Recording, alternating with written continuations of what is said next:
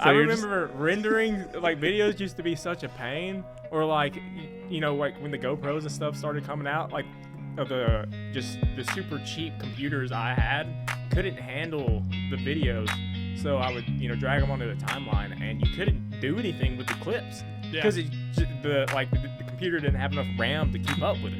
It just couldn't cut it.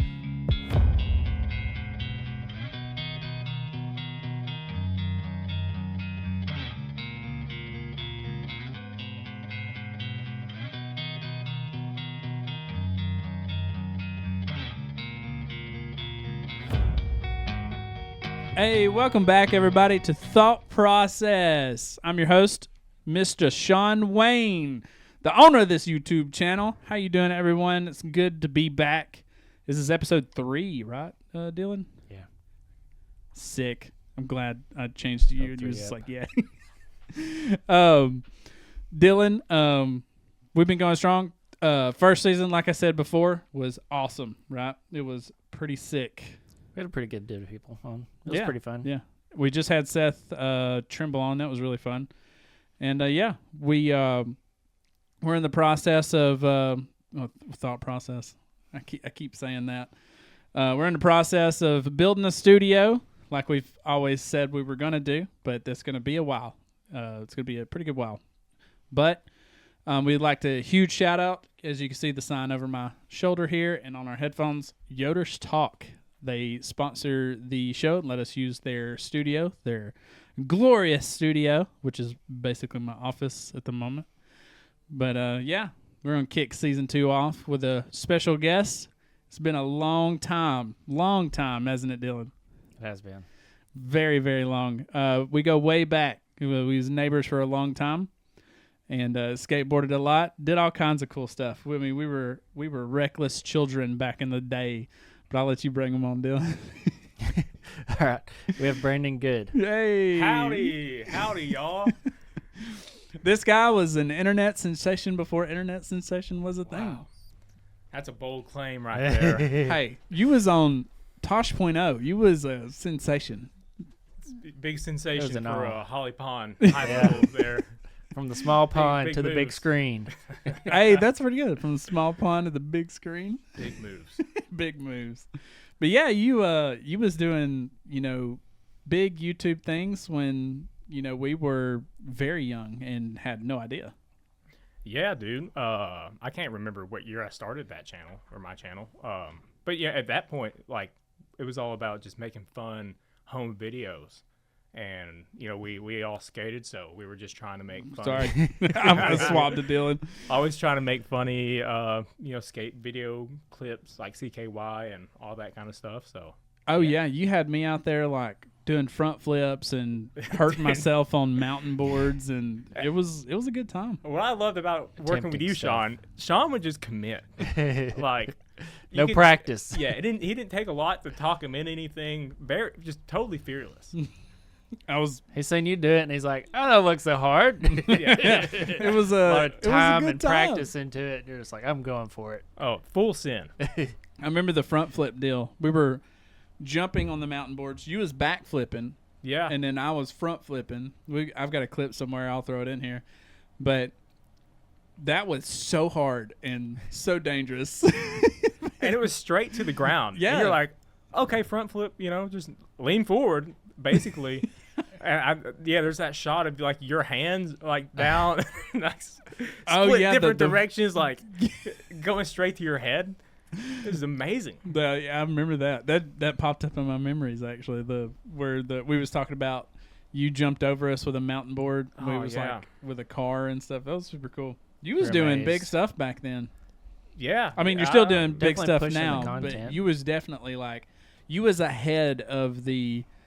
How would you say it? Content grind. Yeah, you was ahead of the content grind before it was before we even thought about grinding for content. Yeah, it's so strange to see this wave of people come through there. I mean, to be an internet influencer is now like a sought after career. Yeah. And at that point, we were just kind of documenting what we were doing, and just having fun with it. And now like everybody's learning how to use video editing software. Yeah. And It's like- everybody's got their own, promotion thing they're running. But Yeah. that's what we were doing back then. But it was just trying to make funny home videos and skate videos. And we made a lot of them, dude. We were Yes, like, goofy ones. yeah, We we were was like, just like trying to capture what we were doing just so we could show people, and they're like, "Oh, this looks cool. Let's just post this." And we were pushing each other off of like a 4-foot half pipe in a buggy. Like, Dude, yeah, I had that shopping cart. yeah, dude, And- that was insane. We did some crazy stuff, dude. Like I go back because I still have those videos up on my channel. Yeah. If you just scroll back to the older stuff, and it's like some of that stuff was sketchy. Oh, 100%. I Like- can't believe none of us you had this huge like hauler thing. You remember? And Oh, you yeah. built like a huge like ramp, and we would hit that thing and just we didn't know where we was going. It's falling into oblivion, and somehow we survived. Yeah, totally. I mean, we were not taking the proper safety precautions. We were not using our full frontal cortex at the time. We were just going for it. We were only like 16 years old or something like that. We were very young. getting a rush. Yeah, Yeah. it was a very, very cool time. Yeah, honestly, I feel like I haven't nothing's changed, but I'm still pretty much doing the same thing, just a little smarter about it now. Yeah, a little more responsibilities, but I love going back and watching those old videos. And we were really lucky to get through that whole phase of video creation unscathed for the most part. Besides Yeah. bumps and bruises, I mean, maybe you throw on like a full face helmet if you were going to do something really stupid, but that's all you had. It was like a helmet you found in your garage that Yeah. we never used. It was too tight, and it was like, well, this is a little sketchy. You might want to use a helmet. And it was Something's better than nothing. Yeah. Surely. like 100%. I think I had because I worked at Chick-fil-A at that time when I was in high school, and Walmart is near there in Coleman, and the buggy wound up in the Chick-fil-A ditch for an extended period of time, and I was like, man, I just need to take this off your hands because no one's pushing this thing all the way back to Walmart. Yeah. So took it home, and then we threw a S10 seat in it, Yeah. and just started trying Yeah, it was shred the shopping cart. 100%. Bubbles was probably disappointed he come back and the Oh, shopping cart was dude. gone. Yeah. He's gonna resell that thing. Old Man. Trailer Park Boys. I've been watching a lot of that Making a lately. living. man. Have you really? Yeah. You're I the miss- last person I would ever think to watch Trailer Park Boys. Dude, it's so funny. It I wish I is. knew about it like back when everybody. I always catch things like Yeah, after 5 to 10 years after they were popular, and that's how I was. one I of them. watched it like 4 or 5 years after it'd been kind of popularized. Yeah, we're working our way through it right now. Yeah. And yeah, it's a great show. I know. It's a little vulgar, It's but very It much- was very vulgar. It's But very Besides their that- their pronunciations are great. The Canadian pronunciations and the plot. I'm the there for the contents plot and stuff. You know, Yeah. the storylines. I just. It's Mr. it's- Leahy. It gets. I don't know what season you're on, but it I don't know either. I think I'm in like 3 get- oh, man. somewhere in that It ballpark. gets wild, man. It's Yeah, they're crazy. funny. Which it really idolizes what a trailer park usually was. Yeah. So everybody kind of knew everybody and how they were and what kind of person it was. You're like, oh, there's a drunk over there, lives over there. Yeah. And this person lives over here. And Yeah, Yeah. it's so funny. I got to go back and watch it. Me and Chelsea got to go back and watch that. It's so funny. And man. so many quotes from it. Man, there's so much you could quote. And there's a bunch of stuff on TikTok now. Like people are like reposting like clips of the Trailer Park Boys and just like funny stuff that's been happening on it. And it's like, man, I watched this so long ago. dude, I Like- don't even remember so much of it. Yeah, it's I remember, was it the Bottle Kids? Remember yeah, them? yeah. Bubbles and kitties and shopping carts. Yeah, dude. The skating, What's the the rap hockey. guy's name? He's my favorite character. The hip hop dude, the white kid. Yes. I don't remember his Oh, name, but I know man. who you're talking about. He's There's like my- 2 of them that hang out together. I can see it in my head, their names. He's always Oh, like, man, you know I what I'm wish I saying? knew. No, I'm saying. Yeah, yeah. It was You know what I'm saying? Corey. It was Corey and no, I'm saying. I can't remember the other guy's name. I can't remember. Trevor. Trevor, Yeah, that's what it was. Trevor. That's what it was. Yeah, there we go. That's It's it. on the tip of my tongue. It's been so long. Then the Oh, man. hockey rink inside his house. Yes. That was a good Oh, one. I haven't got that episode. Oh man, That was a good one. Spoiled it. Spoilers. Oh, dude, it's so good. It gets so much better too. Like down the road, it just gets funnier and funnier. We're watching Barry right now, the serial killer.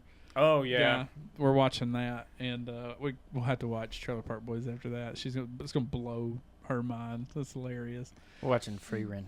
But we got a little off the topic there. But yeah, you've been making content for years, and we started super early, and you were like, one of the main reasons like I got into like filming content and stuff like that.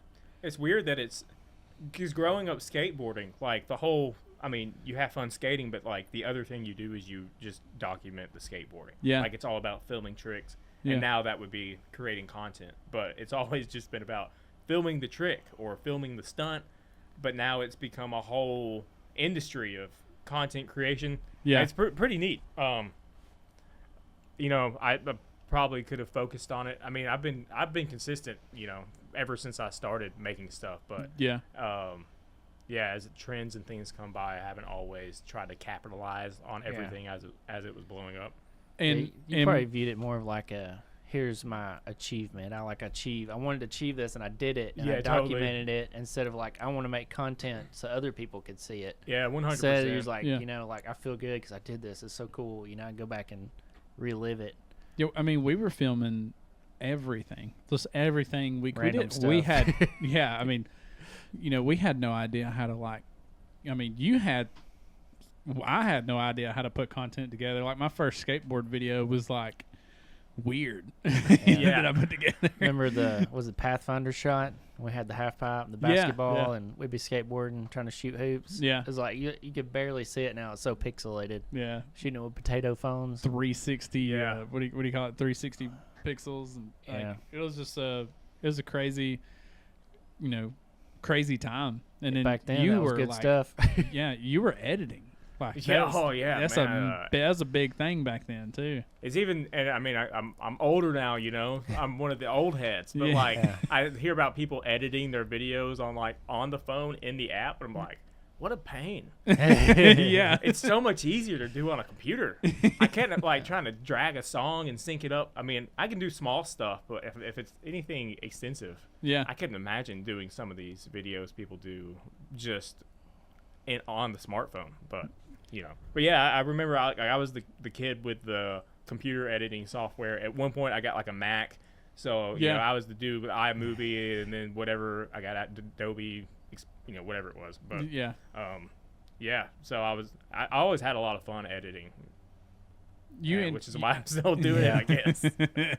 Yeah, you introduced me to Sony Vegas. I think it's Sony Vegas Pro, correct? Oh yeah, Sony Vegas. Yeah. Totally forgot about that. Was the one I was using. Yeah, at that point. Yeah. And it was like, I can't remember back then. It was like $400 or $500. Gosh, and there was like no subscription service or anything like back then. So you showed me that, and I was like, I gotta get, I've got to do this. I've got to figure out how to edit. So I got on the internet, and YouTube showed me how to download the cracked version. Yeah. That Black market. Yeah, that crashed every 10 minutes. So I remember rendering videos used to be such a pain, or when the GoPros and stuff started coming out, the super cheap computers I had couldn't handle the videos. So I would, drag them onto the timeline, and you couldn't do anything with the clips because the computer didn't have enough RAM to keep up with it. It just couldn't cut it. Then our internet was not that good either. Oh back yeah, then, so it'd be if you're gonna upload something, anything. If you were uploading it, you had to schedule a time. Man, okay.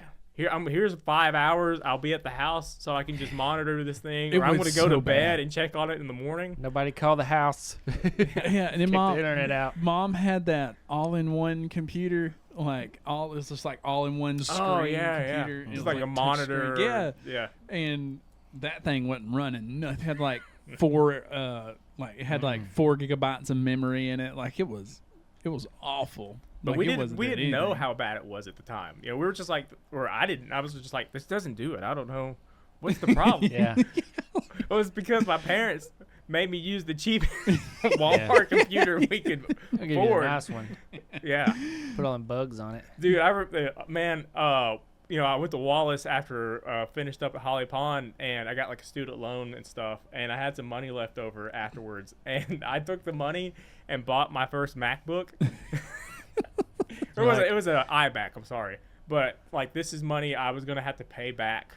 Yeah. To the loan company, and I blew it on a freaking computer for making videos and music and stuff. Which honestly, no regrets now, because that's what I learned a lot. Yeah. But yeah. And you're doing music a lot now, right? Yeah. Music's I guess my main focus now. I'm still out there shredding the gnar as much as I can. I keep getting hurt, which is fun, but still just doing all really just the same stuff I've always been doing. Just a little heavier on the music side now. Yeah, I feel like, well, the content that I see, I still feel like you're pretty heavy into the okay, we have different perspectives on when it comes to gnar. You're still extreme as you've always been, and because I just seen you do like a backflip on roller skates. Yeah, right? yeah. I actually, which I haven't posted this video yet, but I actually learned how to do a front flip over the weekend on rollerblades. He's like, I don't do it as extreme as I used to, but I could roll on the floor and do a front flip. I hurt myself. I guess like because I was at Wallace, and then I finished at Wallace and didn't know what I wanted to do, so I started working. No, that's not true. Sorry, I was at Wallace. And I ended up getting sponsored, like pro style, with NBS mountainboards over in Colorado. I made you sign a card for me. I had those little trading cards. Yeah, I still have it. It's still something one day. One of one autographed card. Dude, I wish I had more. I've got one left, and it's one that some stupid girl signed her name on at a demo in like Boise, Idaho. She was like flirting with me and like wrote her name on the card. Oh, no. That's the only one I have left. No, I've got one. It says "Be good" on it. That's what you wrote on it. Yeah. Be good. Because I was like, that is. I made you sign it in the driveway. Remember? Yeah, dude. I totally remember that. Pulled up my little raggedy Honda and you finally made it. Now, how the turntables? Yeah, now I'm in my raggedy Honda. We'd come in and we got him in here into the studio and stuff, and I'd run outside and so I forgot my tripod. I didn't even notice. I don't know why I didn't even notice, but like when we got here, I guess it was the excitement seeing you because we haven't seen each other in a long time. I don't even know how many years. It's long, like long a decade. time. It feels like. Yeah, and what it really has. So, seeing you walked up, and shook your hand and stuff, and then we come in here. I didn't even notice. I walked out and got my tripod, and I come back. I was like, "Is that the same Honda that you've had since we were 16?" Going strong, dude. And that is amazing. It's like a. We'll never die. Yeah. I can't remember what those Honda. All the car guys, they got like nicknames for those little Hondas, like. CB7 and stuff like that. So I'm not sure which one that one is, but it's a perfect car for. I know both of you guys are car guys. I'm not a car guy. I could never afford to be a car guy. Yeah. I stopped at things that it didn't have motors. But that's the perfect car for someone who's not a car guy because you just get it serviced and in my experience, it's been old faithful for me. But oh yeah, if you're looking for reliability, Honda's the way to go, 100%. Or Toyota. I would say Mazda Miata, but they're not reliable at all. I just love them. I've had like 14 Miatas, and I just got my old one back, and it's like sitting in my garage because the lifter's ticking after I bought it back. And I was like, bro, we'll have to fix it again. But yeah, I did the mountain mountain boarding, the pro mountain boarder thing for several years. I think it's hard to remember timeline wise, and then I got injured at a stunt show pretty badly. It was like a demo in somewhere in New Mexico. Was that recent? No, this was like 11 years ago. Oh, I wrecked. We were riding like the University of New Mexico campus the night before, like the whole team was, like the college, and I like jumped down this giant stair set and bent my like front truck on the board, and I needed a new truck. Like the board was just turning horribly after that. Yeah. So they're like, well, we'll overnight you one, but you still have shows tomorrow. And we were doing 3 shows a day. They were like maybe like 45-minute to an hour long shows. And it was at like a state fair. So you'd have one kind of in the morning, then midday and afternoon. Yeah. And so I borrowed someone else's board, which, you know, you can imagine borrowing. Y'all know you borrow someone else's. A little bit different. Yeah. Stiffness and board and setup. And this stunt show setup was the last thing you would ever want to be uncomfortable on, dude. Because it's a 20-foot, I believe it's 20-foot roll-in on like some scaffolding. It's 6 or 8 feet wide, which sounds like plenty of width, but when it's like 20 feet in the air, dude, and it was straight down like Bert.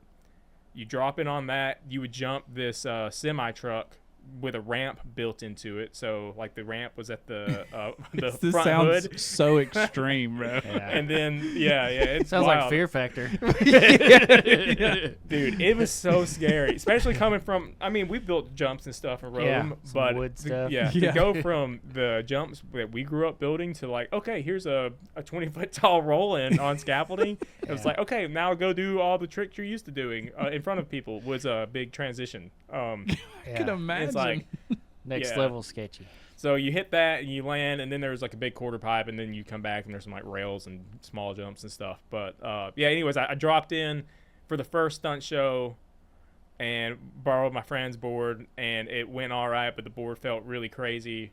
And I'm like, okay, I got one more. Maybe UPS will be here this afternoon. Yeah. And I go to do a trick. It was a front side 360 nose grab. This is something I could just do in my sleep, okay? Yeah. Not even a big deal. I like over-rotated ever so slightly because the board was shorter than mine was, so it just flung around really fast. And I smashed my face on the landing ramp. It's like a wood landing ramp in front of a bunch of people. So you've got all these kids and parents. Everybody just goes dead silent. And I'm like on my face down on this giant wood landing. And I'm like, okay, I got to stand up. It blew my shoes off. It was that bad? Yeah. And I tied my shoes. Both shoes ejecto. So I'm like, I got to get up, get my shoes on. I'm probably going to freak some people out if I just keep laying here. Yeah. And I go to stand up. I lift my head up. There's blood all over my hand and all over the ramp. I'm like, oh, my face is bleeding. So that's not good. Let me get my shoes. And I take a step, and then my foot just like folds and I hit the ground. Oh. And I ended up like, I just got a bunch of fractures in my right foot. So, and you were still my neighbor at that time, I believe. Yeah. So that turned into an ordeal. I stayed out there, which I'd never like really broken anything up to this point. Now suddenly I'm in like New Mexico, and I go to see some doctor, and he's like, very serious sprain, but no broken bones. You're good. I'm like, okay, no. Man. And they told me to go buy some crutches. And then my sponsor was like, okay, well, we can pay extra and fly you home, or you can stay out there and MC the shows and keep getting paid to be here. I'm like, well, let me MC. I'm already here, you know? Yeah. And dude, it was hurting so bad. I'd like wake up in the middle of the night and just want to like scream in pain. It was terrible. And the whole time I'm like, okay, well, just a really severe sprain. So I'm like in a wheelchair during the days, and then I'm like just hobbling everywhere, and my toes like swell up and turn black and purple. Anyways, we finished this whole tour thing, and then I come back home.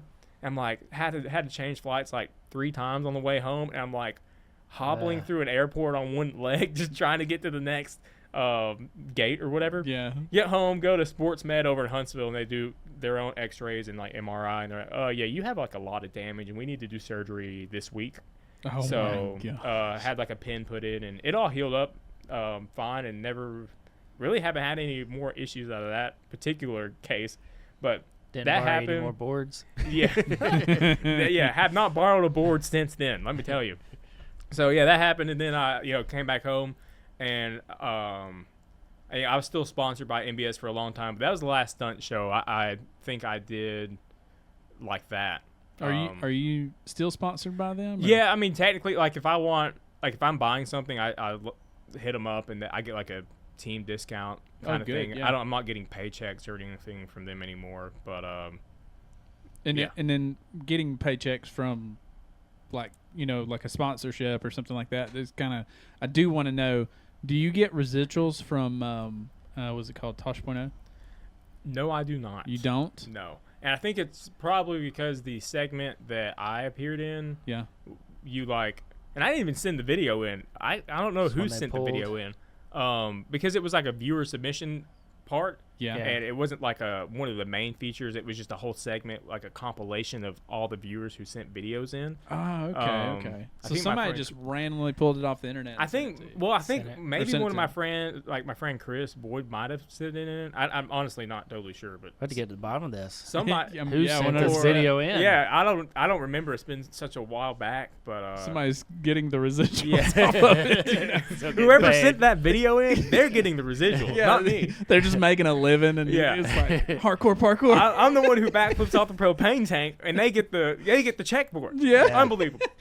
Yeah, I was always curious about that because, I mean, you know, being thought you made it big back then. Yeah, he was on Tosh.0. He was like, I had a bunch of like random internet virality, or I say viral for us, right? Or for me, like that hit pretty good. My wife Haley, shout out Haley, my wife. She's pretty cool. Yeah, she's awesome, dude. What was I saying? Oh yeah, she had her wisdom teeth taken out a few years ago, and I filmed it when she came out. I remember. I wasn't even gonna film, and like the nurse walks out beforehand, or the not dentist, whatever. I don't know. You know, it doesn't matter. Yeah. Anyways, the person walks out. They're like, "Hey, you're gonna want to turn a camera on. Your wife is like outrageous right now." And I did, and filmed her the whole 10-minute drive home, and she was just bonkers, saying the most outrageous things. It was hilarious. I put it on YouTube, and then one of these like third parties, like is it like Unilad or some of those companies? Yeah. I know somebody reached out and bought rights for it off of us, so we made like 500-ish bucks off of that one. Yeah. Just handing over rights. I bet they made so much money off that video. Yeah, dude, the comments. So, I posted, it's funny, friends and family share it. Yeah, all yeah. that. And then it was like a couple weeks later that company reached out and they posted it, and I found it, and I can't remember how many views. I mean, it was like hundreds of thousands. Yeah. But the comments of people like thinking people claiming it was fake and stuff. It's yeah. No, dude, she was tripping. She was not there at all. So that was funny. Just some like random weird stuff like that has happened. Yeah. Had a couple more like just weird viral things here and there. So I don't know. It's weird. I guess that's what happens when you just make a bunch of videos all the time. Yeah. I mean, that's one of them will take off. Yeah. That's what happened to us. We were just making, random.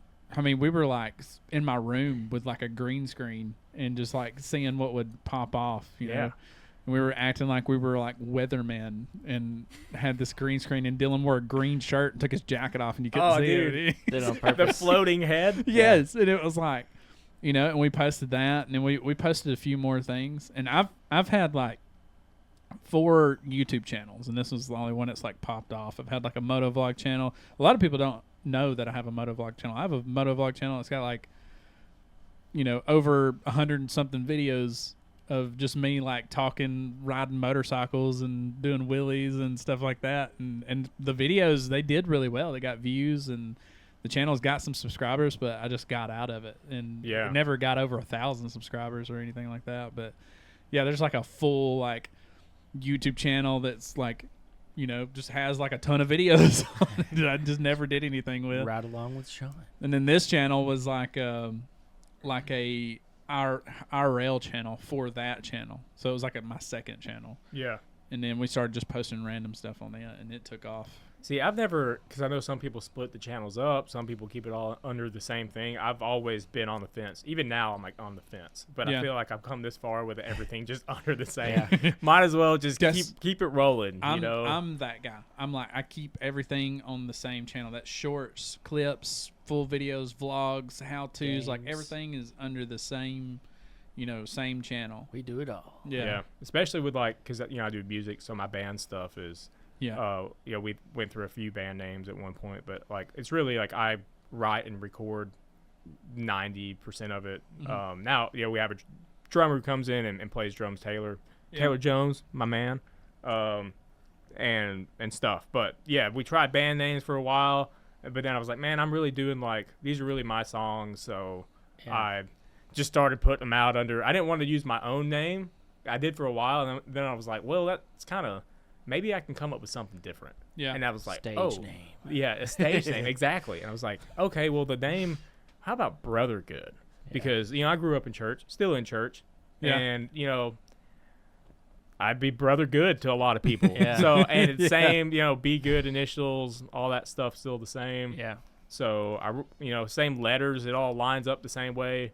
It's just, they start the same way. Like, hey, this works. So we roll with Brother Goode, and here we are now. But, yeah, I've always been on the fence of like, well, maybe I should have separated the music channel from the extreme sports channel. But, whatever. Here we are. Yeah. Like, if you like this, you might like the other. I mean, like, if I don't know. I feel like I'd be pumped if I saw like one of my favorite bands dropping in. Yeah. Ride a ramp. And that's how I am. I was like, man, I just want if I want to watch,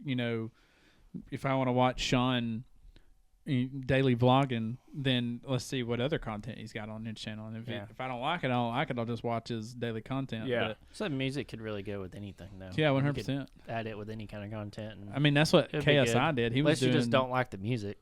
Yeah. it might be weird. And those people are out there. Yeah. Your music's really good too. Thanks, man. They have a lot of fun. Yeah. You've let me use a couple of your songs in like some past videos a long time ago. Yeah. And so yeah, you've got some really good music on your channel. Well, thank you, sir. Oh, and if anybody's looking for his music and his YouTube channel and stuff like that, everything will be linked in the description. You need a wedding singer or anything? Me? No. Oh yeah, him wedding sing. Yeah, if you want a wedding band who just plays original music, may not be your cup of tea. I'll get you. but, hey, I'll get you to come sing at my wedding. That'd be pretty cool. I've had a couple of wedding opportunities, but I haven't taken one yet. But Don't want to do any covers or anything? well, I mean, I'm fine doing covers. It's just I don't want to be a cover band. Yeah. Yeah. You can write some wedding songs then. Yeah. So I need my own songs to become wedding songs to get that wedding traffic. But you can make. I mean, really, music's like kind of hard to make real money in unless you are a cover band, like playing shows and stuff. Yeah. You either, and I mean, nothing against cover band. Like I play other people's music all the time. I love Just to get yourself that's built what I up to fell that in point. love with. Yeah, I just didn't want to be known for playing other people's music. So, but yeah, if you want to have consistent gigs and be making money consistent, like decent money consistently, Yeah. it is not doing original music. It is doing cover music And playing bars and things. Yeah. And most bars want cover bands because that's people want to People go out sing on along a to it. weekend and sing along their favorite song. Yeah. So, That's what Jesse Priest does. He does a lot of cover Mixes stuff. in. and he's got his own original stuff he throws in Yep. there. That's a great, and you hear different sides of it. I think that's a great way to get people turned on to your original music and stuff. So, Yeah. I'm just like, it is a lot of effort to like get out of the house and book shows and be out all night and do all that stuff. So if I'm going to do it, I pretty much just only do it for original music. But yeah, if you were trying to eat and make a living doing it, you're probably going to be doing cover stuff. Yeah. Because you're like booking gigs and stuff like that. So. Yeah. But I was gonna say something about that. What was I gonna say? Oh, being in like the production side, like doing the production work that I've done in the past and not still do anymore, but done in the past with like Seth Trimble and all them. We've seen a lot of cover bands come in and play, and we've set stuff up for them. Especially working for Backstage, we did a lot of concerts. Yeah. And they had a lot of people come in and do that sort of stuff. So yeah, they'll mix in like their original music with, they'll play like one or two songs of their originals, and then they'll call it out too. They'll be like, oh, this is like original written and produced by me, and then they'll play it, and it's really good. Yeah. And then they'll go back to playing, just the normal party song, or not normal party, but normal music to the audience or conference or wherever we was at. Well, I remember one time, dude, we did a whole thing for Talladega. They had like this big ceremonial thing. It's like a week. So we were out there at Talladega raceway for a week, and they were like driving race cars around, just letting people do it. And I got to do that. I got to jump in one of the NASCARs and drive around the track at like 140 mile an hour. Whoa. It was pretty sick. That's bananas, dude. Yeah, it was pretty sick. And then got to crank like the car that won the week before they had sitting on like the trophy lane or whatever. And he was like, you want to hop in and crank it? And I was like, yeah, absolutely. Heck yeah. So I America, baby. Yeah, I climbed down like a Dukes of Hazzard style, into the window and got in, crunk it, and revved it up. He's like, give us more. And I was like, waka, waka. And then like a guy walked over and was like, he like told me to cut it off. And like people started walking up and like taking pictures and stuff. It was The other sick. guy's like, I didn't tell him to do that. Yeah. Oh, this guy is. But yeah, we set up for a band. It was a really good band, like super good band, super cool guys. We were sitting there talking to them and stuff, and they moved their time slot, and they didn't realize they moved their time slot. So they played an entire set, and it was like an hour or something like that to nobody. It was just us. No. Yeah, we were over Dude. there just like we didn't know what to do, and he was like, they already paid us. And they come in there and set up, and they're like, we moved the venue outside, and the guys were like, we're set up, ready to go. And they was like, well, you could just stay here then. And then like they left, and then they were like, well, I mean, might as well play. So it was just me, Matt, and my other buddy that worked with me. We were just sitting there, and Clay, and we were just sitting there, and we're like, what do we do? And he's like, well, they're playing, so I'm gonna start messing with the lights. So he's like running the light board, he's like making the lights do all kinds of cool stuff, and we're just like, there's nobody here but us. Get your own private concert out of it. That's what it was. And then after that, they had left, and because they got paid to do what they were paid to do, and then they left, and then the people come back in, and they did the whole ceremonial thing like nothing happened. I thought that was the craziest thing ever. That's sweet. Yeah. I've always wondered, like, I've never been to a racetrack before. I've only seen, like, Talladega Nights, Yeah. But, shake and bake. Yeah, that's right. I feel like it looks like the track is completely, like, almost, or very horizontal. Yeah, it is. That's not horizontal. Yeah. Vertical. Very vertical, like, Very 45-degree angle on the sides. Can you, like, walk up it? No. It's so steep you can't just walk up? Yeah. Some of them's really steep. So when you're going into the turn, you're running like I was running 140 before I hit the curb, and then once you hit the curb, the G-force it puts you in the seat. It's insane. You flew on planes. You told you that earlier. Flying on a plane, when they take off and it puts you in the seat and you feel that pressure. That's what it feels like going around a curve at like Talladega, like on those curves at that speed. Do they ever go the other way to like even out the wear and tear? I don't think so. They're all set up to go one way. It just they seems have like the autocross courses that are not just one direction. Yeah, but I think they have special they got built different cars. suspension setups for those different cars. So I have pictures and videos of like where I got on the track and went around. And if you look at the car, it's like kind of weird. It's like raised up. Really? Yeah, it looks kind of. So it's already like sitting sideways. Yeah, it's already sitting like how Oh. it's supposed to sit when you go around the curbs and stuff like that. I feel like that should be a feature that like they don't announce till day of the race. Yeah. The whether it's clockwise or counterclockwise, Yeah. and then all the drivers, it's like a mad scramble to either was it 24-hour Le Mans? Yeah, exactly. Yeah. They used to have to run to the cars to get in and then take off, and then everybody's like bumping into each other and stuff. Yeah, it should be like that. That was they used to do that. It's crazy. Surprise. Mm-hmm. Just keep it interesting that way. But yeah, it was me, Clay, and we knew how to drive. It's their 4 speeds, so we knew how to drive stick shifts or whatever. And then you had this girl that, her name was Margaret. She worked with us. She was like a production specialist with us. She jumped in with the car. She was like, I don't know how to drive stick. And we're like, what? You're going to drive a NASCAR? And they're like, oh, don't worry. Just get in, put it in 4th gear. We'll push you off. You'll be fine. And she was like, how do I stop? He's like, with the brakes. It's like, what? Don't know how to drive at all.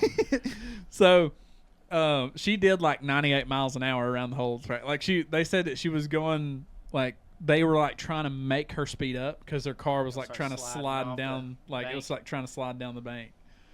Like she got up on the bank, the rear of the car started coming down. Yeah, I didn't think about it. I guess you need to hit a certain speed to stay on the wall, huh? Yeah, you need the downforce. I come by the checkered flag, and like I was flying. I was doing like 100, it was like 130. He was like, "Get on it." I was like, "All right." So stomped into it, and I did like, it was like 142, and the limiter went off. It was like, and they're like, "Get off the limiter." And I was like, "My bad. You told me to hit it." And then give me another gear. I was like, and they said, he was like, "I can't let you go over certain amount of speed because you're like inexperienced." I was like, "Bro, I'm experienced. Just let me hit 200." I'm from Holly Pond. What are you talking about? I was like, "I do this all the time, bro." I was like, "I go faster than this on 278." This is my commute to work, man. Yeah. And he was like talking to me, through the helmet, and he was like, "No, man, I can't let you do it." I was like, "Bro, I got a turbo Civic at home that does 160. Come on, this is not my first rodeo." I was like, "Let me open this thing up." He's like, I wish I could." And he said, that's what it was. He was like, "I wish I could, but you didn't pay enough money." And I was like, "I didn't pay any money. They just let me ride. They just let me in a car." How much more you need? Like put it on my tab. It's like $1 per mile an hour. Yeah, I don't know how much it is, but like one guy, he was the fastest guy out there was like 178 or something like that. But I know them cars can do like 200 mile an hour. I believe they can. I remember. Think they can on the back straight. I'm pretty sure they can. But yeah, that's what I was hoping for. I was like, "Hey, they can let me do 200 mile an hour. I'll do it." But they wouldn't let me open it up. I've heard you can go to like Vegas and they have those tracks. You can pick out a car and like rent a car and do some laps and stuff. Yeah, that would be sick. I'd love to do so that. Fun. But yeah, so you recently had go ahead. We get off on a rabbit trail every time. You want to throw in a sponsor? Oh yeah. Before we jump into the next segment, we got a sponsorship. Shank It Golf. Your little hat there. You like this is plastered with a little flag in the dude's butt. Thank you, Shank It Golf, for sponsoring. If you want anything, hit the link in the description. But here's a word from that sponsor. We've been in the golf here recently. Well, not me, not him, but I've been playing a lot of golf. Time. I've been playing a lot of golf. It's a bit far from skateboarding, but it's much safer. I'll tell you that. Me and you was talking earlier. I tore my ACL not too long ago. Yeah. So how did this happen? Were you? This gonna sound uneventful. Crazy. Yeah, it's gonna. This better be just outrageous. Can't tell you now.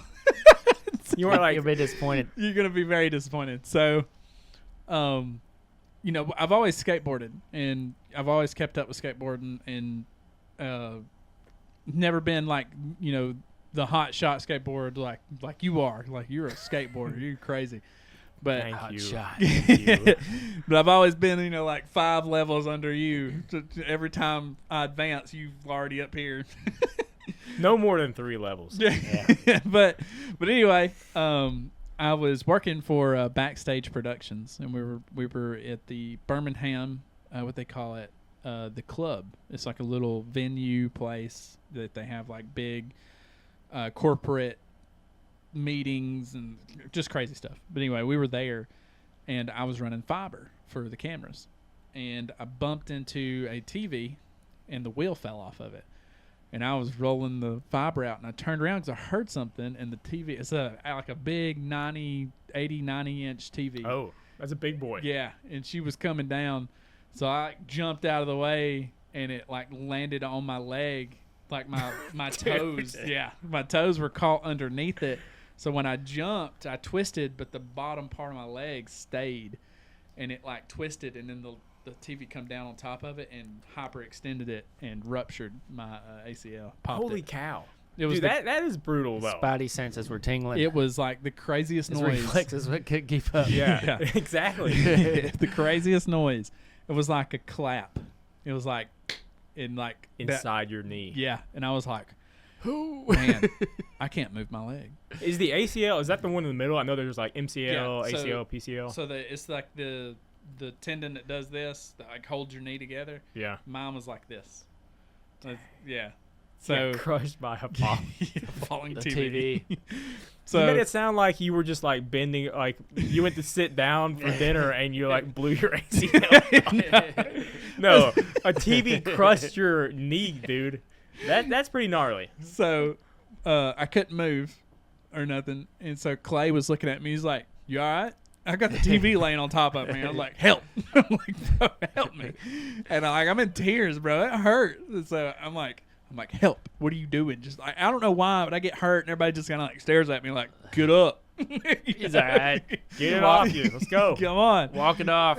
So, the guy like Clay was like trying to pick the TV up, and he's like, huh, "It's pretty heavy." And I'm like, "Please, I'm dying, please." Let the weight back off. He's like, "Hang on, let me call Spencer over here." And I'm like, "I'm dying, like I'm hurting so bad. TV's still on me." So he just like lets off the weight that he'd picked up, and then Spencer comes over there and is like, "What are you doing?"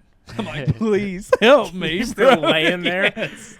Dude. They finally picked the TV up off of me, Crowd's done a simulated. and they're like, "Can you walk?" And I was like, "No, I can't feel my feet. Or like I can't feel my foot. I don't know what's wrong. Something's wrong because I cannot. I think it's broke." Was it left or right knee? My right knee. I was like, "It's broke or something something terrible has happened to my leg."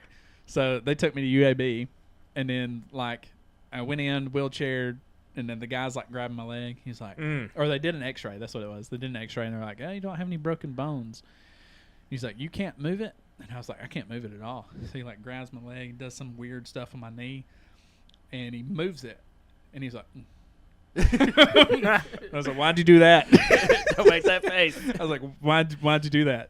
And he was like, "You're gonna have to see an orthopedic." I was like, "Why? Why do I got to do that? It's not broken." And he was like, "I don't want to tell you for sure, but I think your ACL is gone." You know, that's funny. Growing up, I always total misunderstanding of the severity of injuries. Like to me, like breaking something was always the worst thing that could happen. Like, oh, you break your knee or you break an arm. No, breaking's the best thing that could happen. Yep, 100%. Heal. Fracturing something Fractures is the best because it'll heal. It's a lot of times it heals back stronger. No, you start messing up freaking tendons and ligaments, and you're in a world of pain. Yeah. And they take forever to heal. All my injuries have pretty much been like ligament tears of different degrees.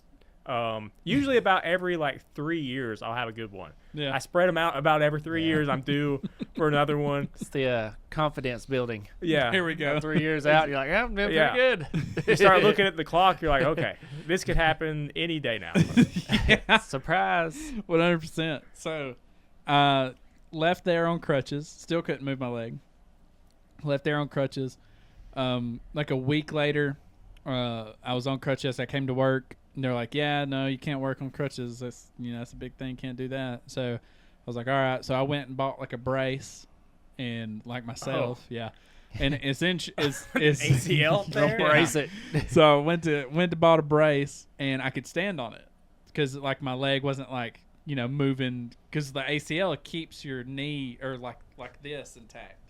So when I would step on it without a brace, it would do this. Like my leg would like go outside, not like forward or backward. It would go sideways. It was gross. Makes me want to throw up thinking about it, honestly. Yes.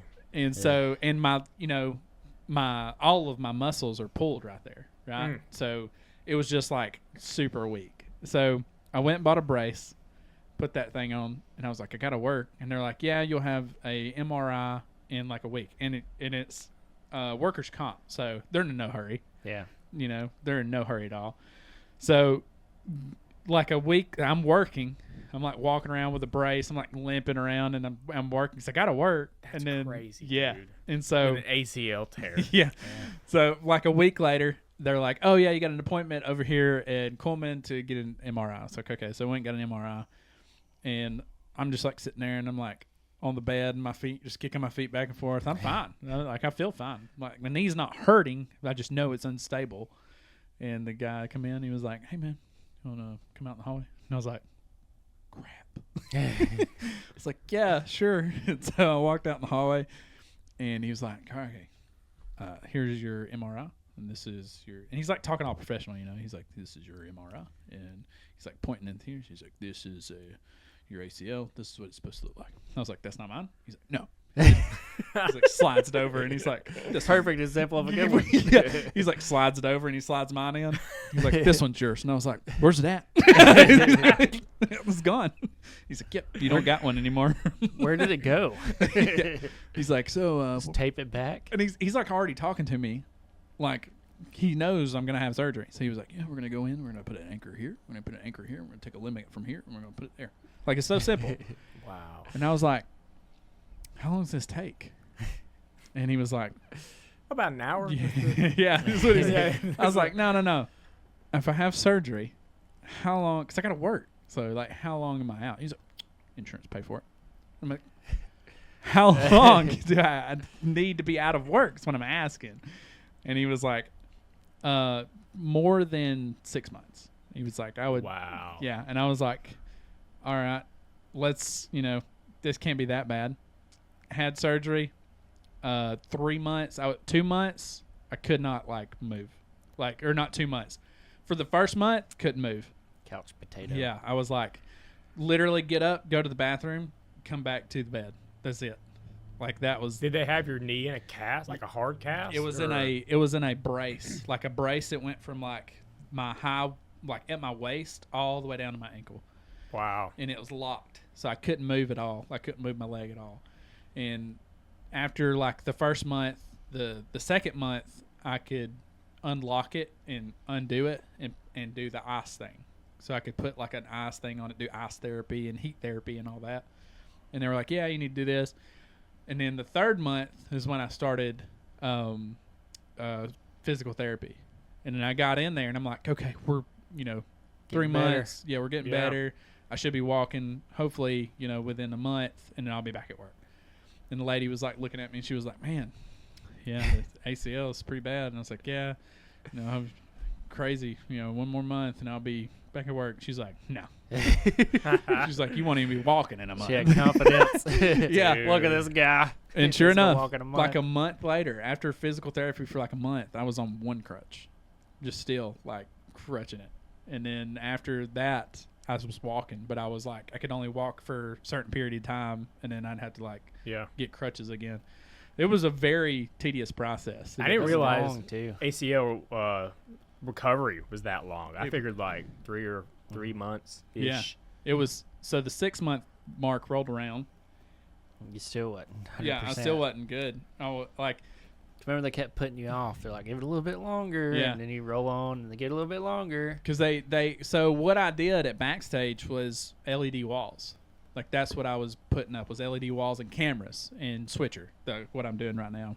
Even though I'm not, we got it on wide shot. But that's what I was doing there. And so, if you see the walls, the LED walls at Rock the South, that's what I did. I did those LED walls. And so they were like, yeah, you can't.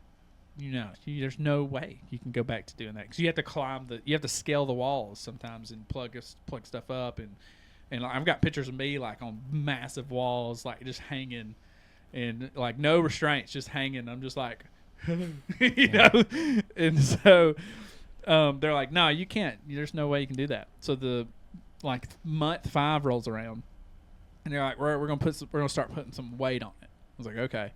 So they hooked me up to this weight, right? And I have to pull the weight up and then back it back. And I got out, I pulled the weight out, and they're like, stand on your bad leg to put pressure on it. I was like, okay. Stood on it, leg give out, bam, hit the ground, and the weight drug me back. They're like, unhook him. Oh, no. Yeah. So that happened. And then, so the 6 month mark rolls around, and I was like, I'm going to go broke, living off disability, because it was only $600 a week. So I was like, I'm going to go broke. I can't keep doing this. So we contacted Backstage. I went and started looking for jobs, and then found this job, which is technically an office job. So I went and found this job, and then emailed Backstage and denied the next disability check so I could start work. And then I was like, hey, there's nothing against you guys. You guys won't give me an office job. So, and I found an office job. I'm so sorry that I have to quit, because I love this job. Right. So I have to quit. And so, because they're like, it's going to be another 3 months where you can do anything like that. And I was like, And it was. I was in that big brace for like 3 more months after I started here. Hobbling around. Yeah, just hobbling around. Dude, office jobs are the best for like if you're a weekend warrior getting broke off. Yeah, 100%. Like Monday is a rest day. I get to come in and sit down. You know, That's what it is here. It's like all like Monday meetings is like all it is, and then so we're just like the whole organization here is just like having meetings. So it's all just like a sit in your office and just kind of chill. This is me getting in the office. Yeah, 100%, I've never had an office job. I've always been manual labor. But yeah, that all happened. That was so terrible. I would not wish ACL surgery on anybody. It sucks. It's awful. man, I've been I've been fortunate enough that one injury I was talking about earlier back in college was, well, up till this most recent one was my worst injury I've had, and that one took me out for, several months, and I wouldn't have been able to, or I did have to, because I was working Chick-fil-A, so yeah, I was off work, but it was fine for a few months. But every injury I've had since then has been something that, like, within a week or two, I was able to return to work, or they could put me on light duty or something. Yeah. Until then, so I've lucked out in that way. And then the most recent ankle thing I've had going on. Now I'm in IT, so I sit at a desk. It doesn't really matter. Like it sucks to like get up and go across. Like everybody's really accommodating, or they were really accommodating whenever I got hurt. So people felt bad about like coming, like tasking me with things, and they would bring everything to me instead of, hey, will you come upstairs and fix this? They'd bring the computer to me. Be sitting up in your office with a sling, foot up in the air. Yeah. I can't get around, guys. Or to bring it to me. So you're in IT. Yeah. I ended up, let's see, I was with Chick-fil-A for a while, and then I got a job with AT&T doing like line work and cable and I remember all that stuff. I was with them for several years, and then I was at Cook's Pest Control for several years, and then eventually I was just like, man, I don't want to work outside anymore. Working outdoors is like, and I love the outdoors. That's the thing. I love it so much. But to be outside when it's like blazing hot outside in Alabama and it's super humid and you're out there just sweating like a pig all summer long, chasing bugs. And or vice versa. It's like February, it's freezing. It's like cold enough to be pouring down rain, but not cold enough to snow yet. Yeah. And you're just stuck outside like working. I was like, man, I got to find something different, and I've always been in like IT adjacent things, and I had a little bit of experience, so I ended up going back to school, and actually a buddy, my friend Staten from Holly Pond, we went there together, graduated, and also Wallace, he works at a place called Geeks and Nerds over in Huntsville. It's like a DOD contractor. Anyways, got hooked up with him, and I've been there for almost 3 years now, but I have loved the office environment. Yeah, air conditioning. Yeah. It's very comfortable coming from like being outdoors for the last 15 years or whatever. Yeah, it's big improvement. And I love my job. I'm a marketing manager here, and then I'm a producer for their podcast. So it's like all the time. I'm just in the office like all the time, and there's no like going out. They have like these big hunting trips and stuff like that. They like invite me to fishing trips, and we always go on those and stuff like that. But that's like as much like outdoors as I probably get, unless I'm like out skateboarding or something like that. Well, we're still shooting videos. So like besides my regular like videos that I shoot on YouTube, and all that stuff, this office job is my manual labor. Yeah, you know what I mean? That's great, man. You get to control your hours outdoors. Yeah. I'm waiting on my break to get the air conditioning. We're trying to fix cars. We're trying to get the YouTube channel like popping off as much as we can, so we can pull Dylan in, and then we'll just make content for the rest of our lives. Let's do it. People blow it up. Yeah, 100%. Share it. I need a break. Go. Give this man relief. We're building a over here. Of the 10 acres over here on Battleground, we're building a rally track right now, and we're gonna. Oh, and that reminds me, your MBS days, you give me an MBS board. I did. I traded. Was it the blue one? I think it was. It was bluish. like a yellow. Is it at my house still? Yeah, it's hanging on Dylan's shop wall. Okay, yeah, I still got it. It's in my wall. Okay, it was the Jeremy Leaf board. Yes. It's got like a leaf on it. Yeah, yeah. No, it's got like a girl in the back. Yeah, yeah. She's made out of leaves. Yes. Yeah. Well, it's still hanging. I still have it. It's hanging on Dylan's shop wall. Dude. When he lived with me, he stored it there. It's still there. It's up there by my BMX Glorious. bike. I love that board. Yeah, I'll give it back to you because it was like, you know, you had that board when I met you. Yeah, so. Yeah, I actually, whenever I was with the MBS, they had like a weird offset. Like they had a run of those decks because they don't make those decks anymore. Yeah. But there was some defect in them, and I was able to get just the deck. So luckily I still have a copy of that deck. It wasn't mine because you got my old one. Yeah. But I do have that board in my garage. So. Oh, that's cool. Yeah. Well, I'll give you that board because I know. I mean, if you're looking to get rid of it, dude, I will take it in a heartbeat. It's probably been in my shop for but I don't want to steal it from you. 4 or 5 years, hanging on the wall. Yeah, so it hasn't got any use. Like in one of my videos, you can see it in one of my videos. I did like a burnout in like this. Busted out the glass and did a burnout. There's a bunch of content. Like it's in a bunch of my videos. Like it's just hanging on the wall in there. And like just I did background. Yeah, 100%. Yeah. I put like a car against the wall. And then, like, the MBS board was hanging in front of the car. And I just did, like, this massive burnout. It's like, just put the car against the wall and just floored it. And it was like all the way. That's awesome. Yes. Yeah. We did a couple of TikToks that night, I think. Yeah. When it first kind of started taking off. Yeah. Like trying to put out content. Yeah. So busted out the back glass. And then you ate a Taki for the first time. And we made a couple of videos that night. Yeah. And then the board just, like, in the background. But yeah, I've always wondered. I was like, I wonder if he wants that back.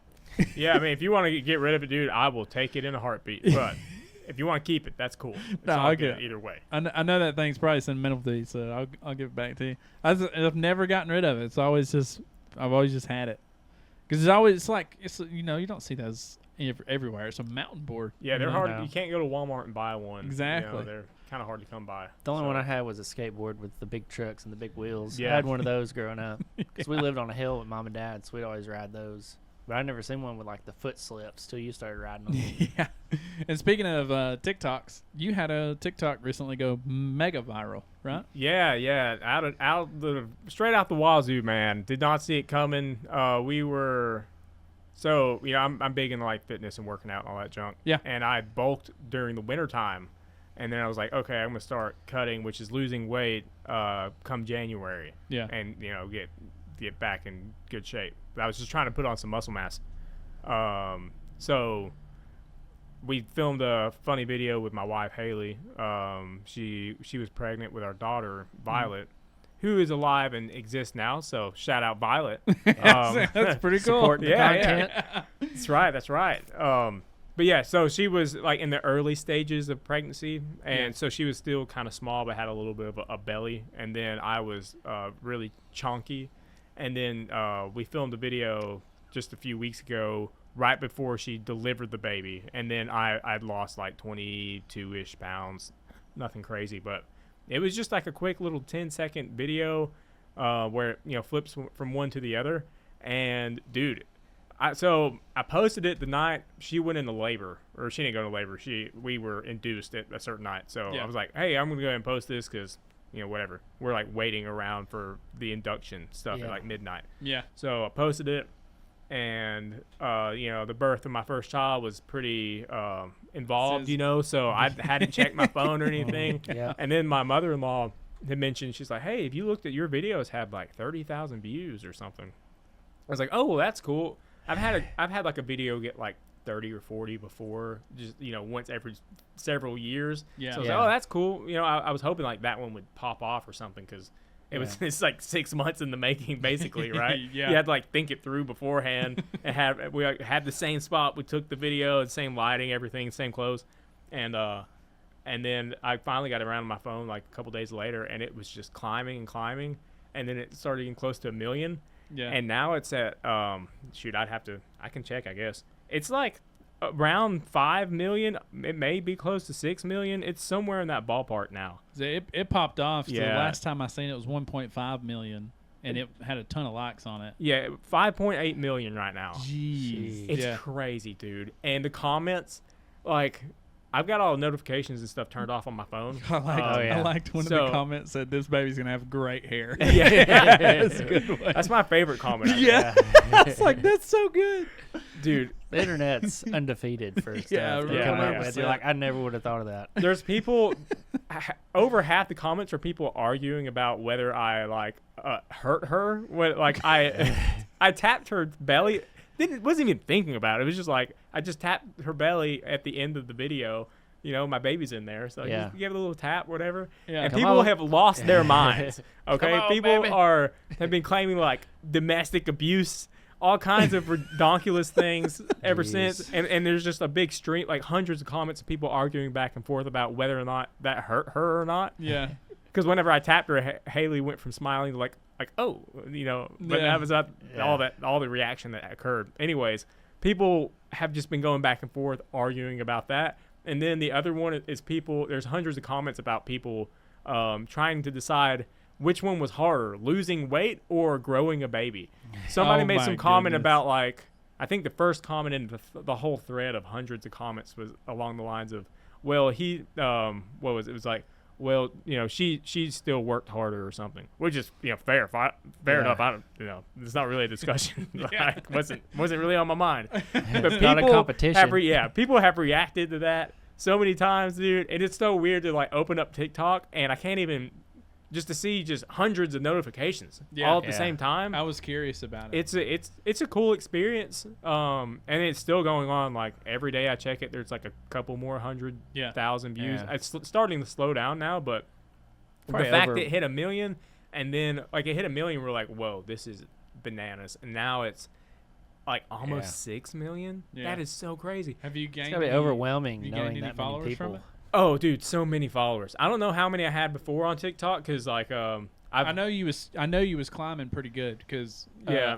I've kept up with your stuff since the beginning, and because I love watching like very close, like we're all I consider us pretty close friends. We grew up together, yeah. pretty much, and then so seeing your stuff climb. It's like I know your Instagram's you got a bunch of followers on Instagram and stuff like that, and seeing you climb on your social media accounts has always been like great, and that's for everybody. That's for Dylan, Josh, because Josh is growing his social media right now, and Jesse Priest, his is climbing pretty good. Totally. Jacob Gibbs and all them, and so all those people that we're all like in some sort of content realm, in some sort of way. We all do kind of the same thing, but it's we all make different content. But seeing y'all's platforms grow and stuff, I always keep up with it to like oh yeah, he's at 10,000 followers now and stuff like that. It's also it's empowering because like Yes, if I see very like much, yeah. my boy Shawn from like literally my neighbor,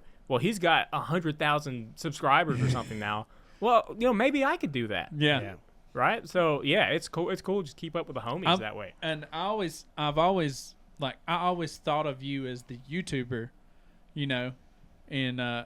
in growing your channel and stuff like that. And that, again, like I said before, that's what inspired me to like start a YouTube channel and grow a YouTube channel and stuff like that. And it took me several tries. It took me several different YouTube channels, but finally we did like the Gambler, and I was at like 400 subscribers or something like that. And we did like a 4-day build for the Gambler, and then I did. It was a very crazy move that I did. So we did 4 videos in a row of building a car, and it was popping off. It was getting views doing this. That's doing back when the Gambler was kind of taking off. People was learning Yeah. about it, and you can afford to build a car back then. Yeah, we jumped on it like immediately, and so that stuff started taking off really, really well. And I was like, oh yeah, here we go. We watched it go from like 250 subscribers to 400 like in a day. I was like, oh my god, Wow. this is going to be crazy. Then we lined up a sponsorship, Yeah. like cars and Yeah, fixing lined it up and- sponsorship. They bought us a car, so we announced that. Then we built the car, and then we're like moving in subscribers like 400, 450, 500. I'm like, all right, we're doing great. I was like, I've got a genius idea. I'm gonna put all of this footage together that we just took at this Gambler 500 and put it all together in one movie. Compilation of all Yeah. compilations. Super bad idea. I made like this hour-long like Gambler 500 movie and put it together, and it did so well. And like it was like a movie. Like it popped off did really well. I can't remember how many views it got, but it's doing really good still. And it pushed my channel over 1,000 followers. And then after that, we were just like bashing cars up left and right, and then that's how we grew the channel up. That and podcasting. We've done so much over the years, like motorcycle content, Grom content, mechanic content, vlogs. Like my vlogs are what do pretty good, and then this podcast. This is like the only podcast that ever popped off on my channel. Yeah, but we just goof off on the other ones and try it, and then it just fall apart. And we just keep everything here because the channel's monetized, and so we make money on everything we do. And I was like, because everybody's, again, me and you are like on the same page. Like, I want to find the creator. It keeps everything on the one page. I don't have to go, oh man, if you want to see thought process, go subscribe to my other channel, or if you want to see my shorts, go here and stuff. And I don't want to do all that. So I think these days, and I like to think of it like it's people really find it's about a personal brand. Yeah, I feel like you kind of find people you resonate with, and it doesn't really matter what they're doing. If you find someone you like and they're creating content, then you're interested in the content, whatever it may be. Yeah. So personality. And stuff. You're really subscribing for the personality. So I don't know. That's been my approach, but it's like streaming games and stuff. If someone may not be that best at the game, but if they're like having fun and have a good personality and stuff, and like they're similar to you in some ways, even if they're really good or not really good, it's like it kind of draws you in. You just want to keep watching. Yeah, I did that. I did that as well during the whole ACL thing. I got into streaming, and like I've been in streaming before. Me and Nick Bartlett, shout out Airsoft Nick. But me and Nick, we got into streaming a long time ago. We were grinding, bro. We were streaming 8 hours a night. What? Yeah, it was insane. We were streaming. We would stream every single night. 8 hours. Just like gaming for 8 hours. I would go work my full-time job of driving and delivering car parts, and come straight home and jump on the computer and start streaming. And I would stream for 8 hours, 9 hours a night, and go to bed at like 3 or 4 in the morning, and get up at 6 and then go to work. That's hardcore, dude. Yeah, and I built my me and Nick both built our Twitch up to like, and we had like an audience. We had some sort of audience, and we were grinding. I mean, we seen the potential, so we just kept going. We grew our Twitch channel up to like, I think it was like 600 or 700 followers. Back then was a lot, and you were getting paid to do that at that, just that little bit of followers. You were getting paid on Twitch. We were making a little bit of money. It wasn't like a crazy amount of money, but it didn't. If you look back at it, it's like, man, you shouldn't have done that. Should have done it somewhere else. But still had all my streaming equipment. And when I hurt my ACL, I was like, you know what? I'm gonna try to do some streaming. 'Cause I streamed every now and then. But it wasn't crazy, so I was like, I'll just try some streaming. So jumped on the streaming gig again, and then on YouTube, I was getting paid and like really well to stream, and it wouldn't matter if the video got 54 live views or 100 live views or 1,000. Like, it was still like really good money for just that little bit of time of streaming. So I was streaming for like 4 to 8 hours a night, and while because I had nothing to do, I wasn't going to work, and I was just going to therapy. So I would just stream for like so many hours. I think we would stream till like 6 in the morning every single day. Dude, it was insane. And then I would see your ads and stuff for your stream, or like you just posting like, hey, we're going live at whatever time, tonight, hop on, check it out and stuff during that time. I didn't know it was because your ACL was ripped and you were just sitting down. That's like, I was never known. But come watch me while I suffer. Yeah, but did the streaming thing for a little bit, and then I wanted to get into like live streaming, like IRL streaming, and so that's what the subathon was born. Me and Dylan come up, it was actually me, Josh, and Ryan, and it was supposed to be us, and then Ryan backed out, so we hollered at Dylan. Dylan come in. I was like, Dylan, this is a hard ask. This is a hard ask that we're asking you, but do you want to go live for like 48 hours? Wow. Dylan was like, no. And he's like, all right, I'll do it. So we tried, and the first stream we did was 25 hours straight. It was eating, sleeping, everything on stream. And then the next stream, and it was very successful. And then the next stream was 27 hours and eating, sleeping in front of the camera, everything. Did you guys do like shifts, like pass it off? We tried. We tried, but it But never then they worked. woke us up after an hour. Yeah. We passed it off to them, and then they set up a sub goal. If they paid so much, they was gonna wake us up after an hour Yep. of sleep, and then they woke us up. Yeah, it was. Dude, It was. what was the most amount of like viewers you had at a time? I think live viewers it was like maybe 25. No, it that was like first time. the first time was 54 was our peak, like 54 live viewers. Yeah. And then the video overall, consistently. yeah, Yeah. consistently. And then the second one was a little lower. It was like 30 to 40 live views, but they were live. They were watching for like hours. Like it wasn't just like they would watch for a few minutes and leave. They were watching for like hours straight. Where can I find this video? I'm gonna upload it. The to, first one was the good one. I mean, it's kind of memorable. We just goofed off. We Yeah. had a little bit of a plan, but then we burned through everything we wanted to do within the first couple hours. Oh, We're gonna be no. here Yeah. for this long time, and like So y'all just hanging 4 or out at 5 this hours point? in, we'd done everything. Like we fixed all the grumps, we fixed the four wheeler, we was gonna work on the car. Had Like, we had no- everything done. had Like, we no burned idea through what it. to do. We were just sitting there like, I don't. We didn't like what do we time plan sleep? it or Like, nothing. What do we do? Dude. I stapled my hand Yeah, he shot himself in the hand with a staple with gun. it was like Like a power stapler, power and shot. the staple no. was like this long, and I was like looking at it, and I Yeah. shot it upside down, because when you Yeah. squeeze it, it looks like it comes out here, but it doesn't. It comes out the bottom. So I'm like Yeah, he holding picked it. Oh, it it up, was done he on picked purpose it up either. upside down, so the ejector was down here by his pinky instead of up here, and he snapped it and it shot straight into his finger. As long as you're on the stream when it happened. Oh, it was. It was Yeah. right in front of the camera too. Dude. Yeah, and then, We'll show you the short. That's of a it. whole whole plot that I'm sure unfolded for you. Oh, Though. yeah. Oh, dude, so it was great. That I was- probably carried the stream for a couple more hours at Yeah. least. 100%. Yeah, So we're sitting there, those were memorable. And for again, sure. every time I get hurt, nobody cares.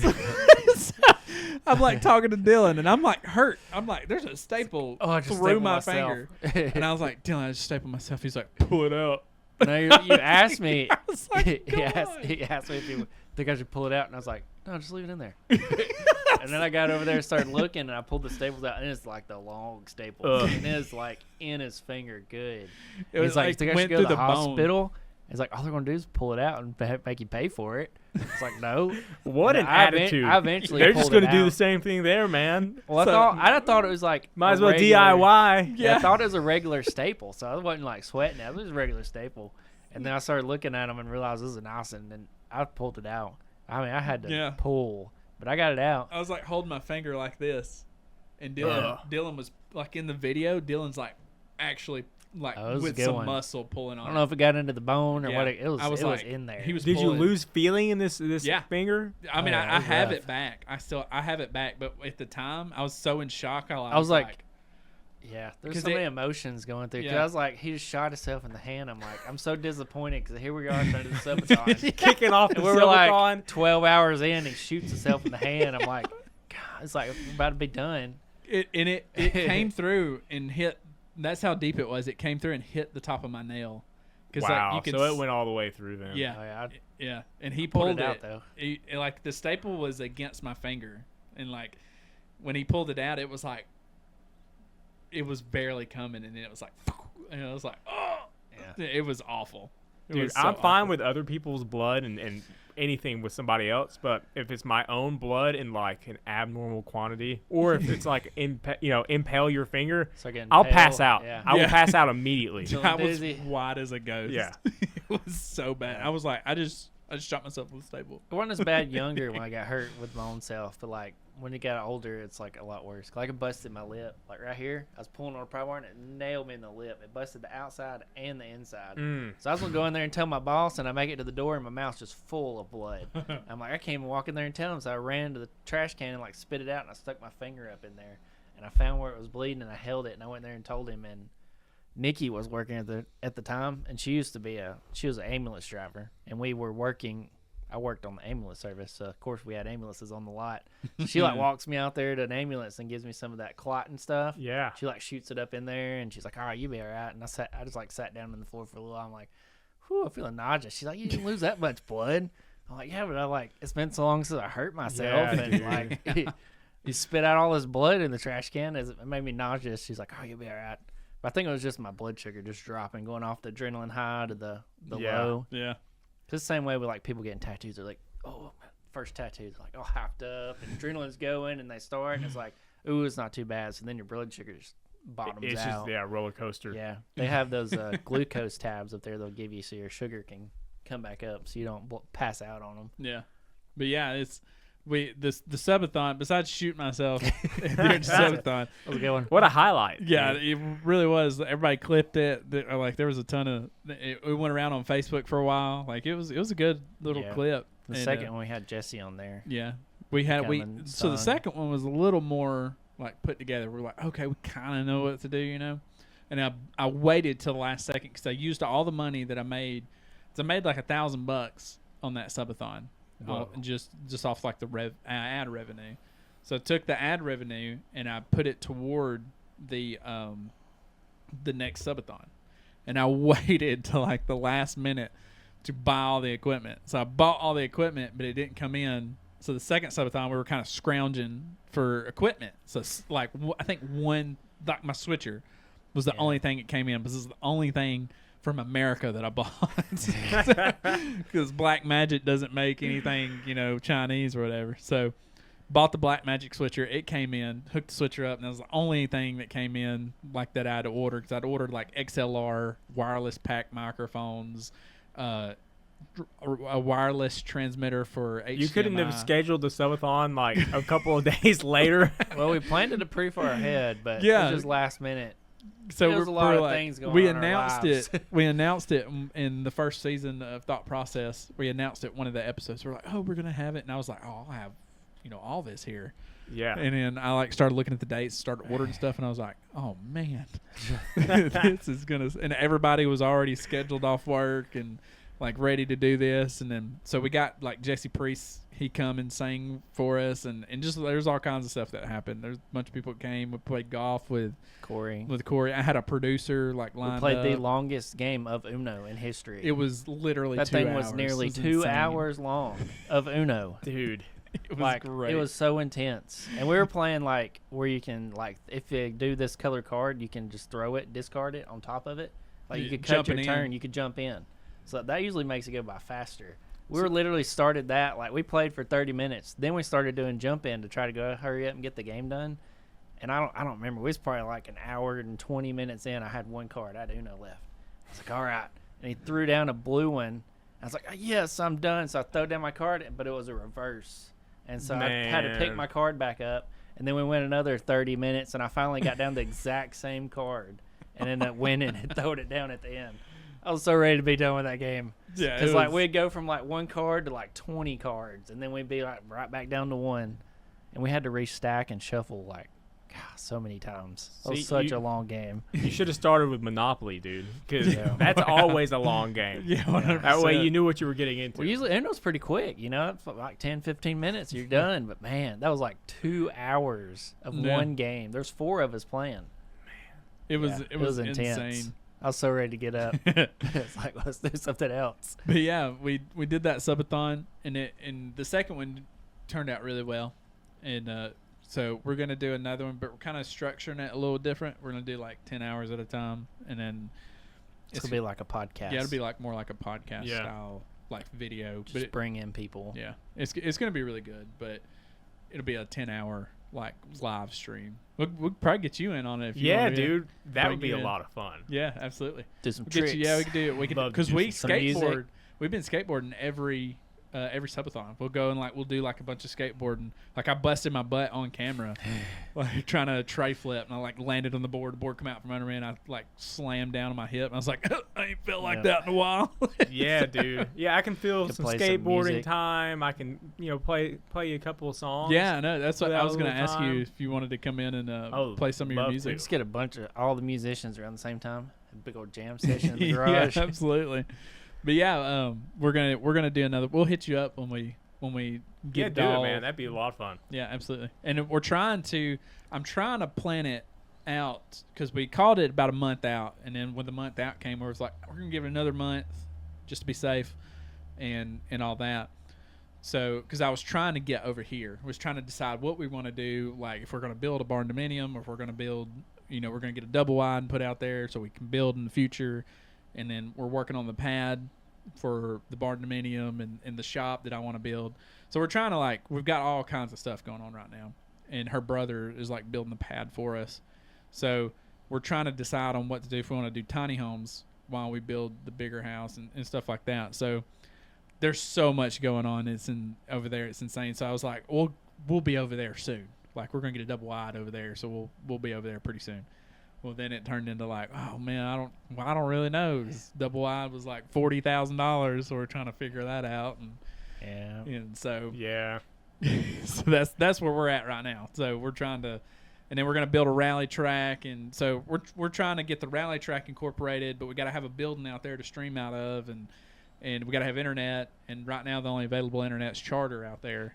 Spectrum's not out there till fall, so we're probably going to do the subathon one more time at my current residence, which is where I rent. I've got a big garage there, so we're going to do the subathon there probably.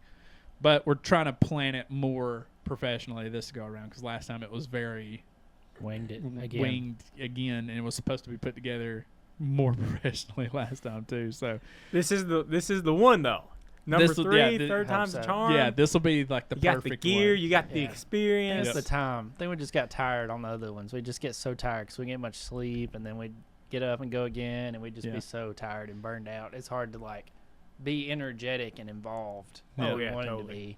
So we're just drained, especially on 1 hour of sleep. In the first one, is we was zombies in there. We was trying to make it, and then the other one, I slept in my car, and then got back up. Then of course, Oakley, the garage door open. And he's just out over there. Then Graham had Shawn. You ever see Shawn's Mustang, the blue one? It was really loud. So he drove it over to Shawn's that other time. So I was asleep in my car, and he's learning to drive a manual transmission.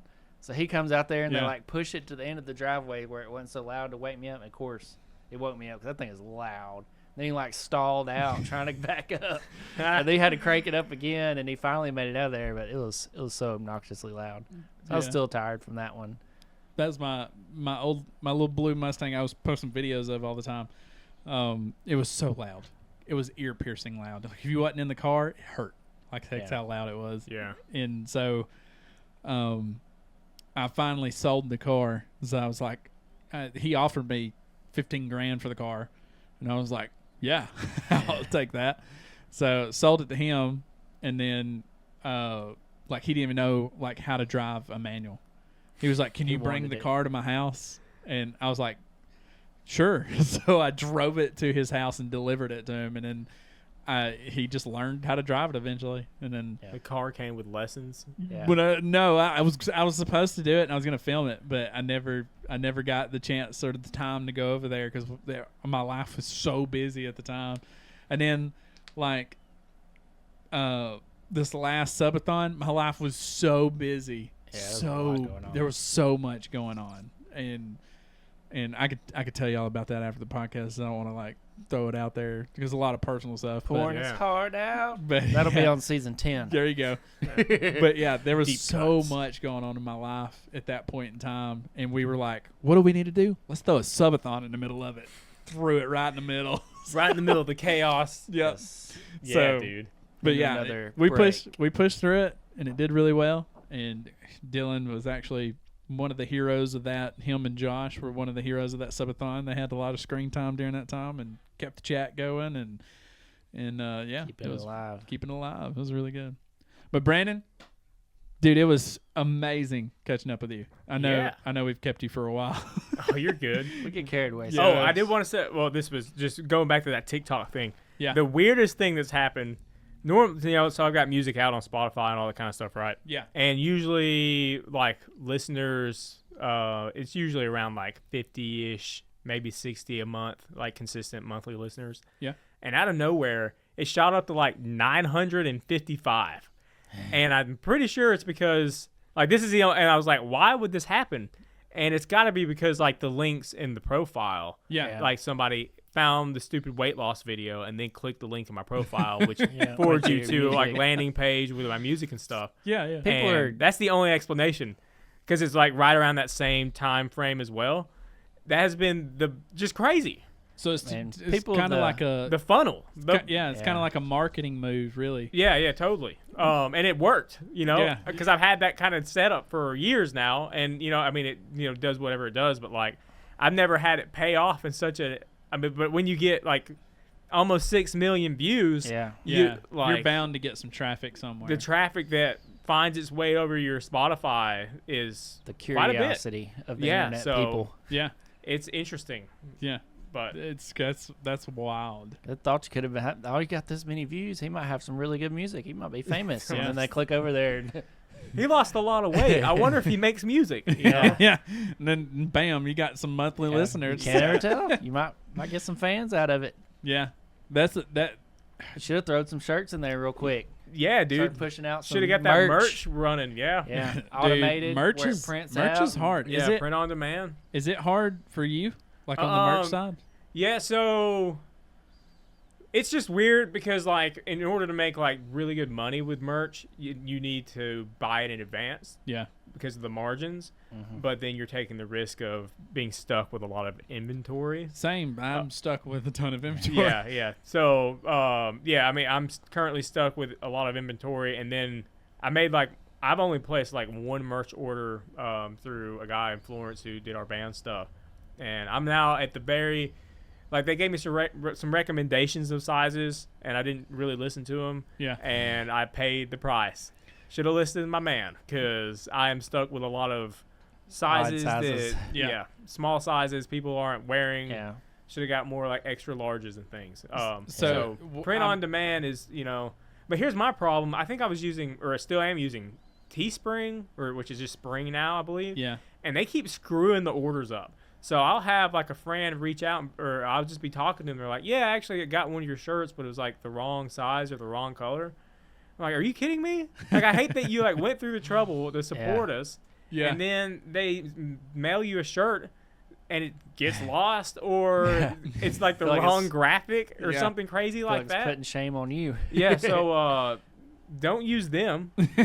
Well, I built a website on Wix. Yeah. And That's who I've got my site through. Yeah. Also.